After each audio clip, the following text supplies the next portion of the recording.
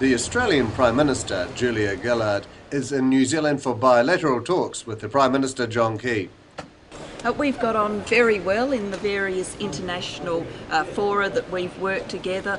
I think our close partnership reflects the close partnership between our two countries. You're polar opposites politically.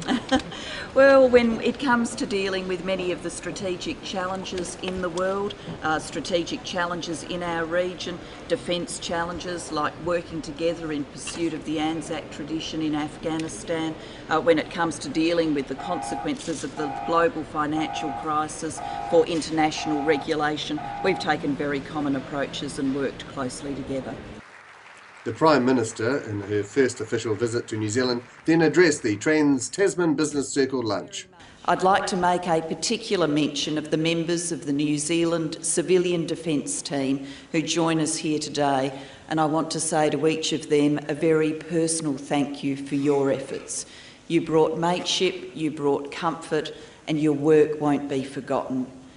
We too will not forget the 29 men who never came home from the Pike River mine. They live on in our hearts and in our memories. And at a time of hardship and grief, Australia will always be there to help. We've lived through some of these together, and we will always be there to help.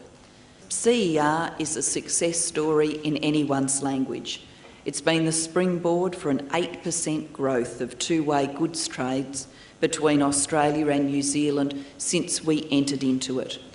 Tasman trade is worth around $21 billion in Australian dollars or $27 billion in New Zealand dollars a year.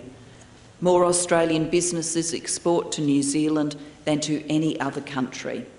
And New Zealand's top export market is Australia.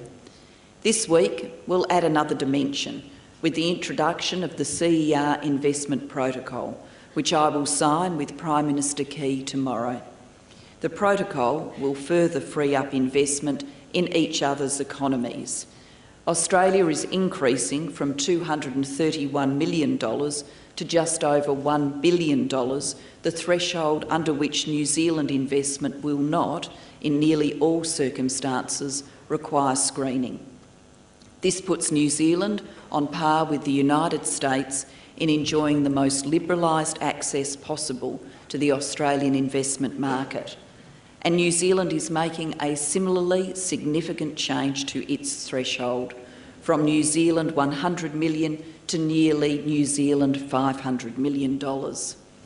I'm also delighted to be working with Prime Minister Key and our other 8 partners to bring an expanded Trans-Pacific partnership into being. Building a free trade zone that includes the United States, Chile, Malaysia and Singapore will be a major development, one of the biggest steps since CER itself.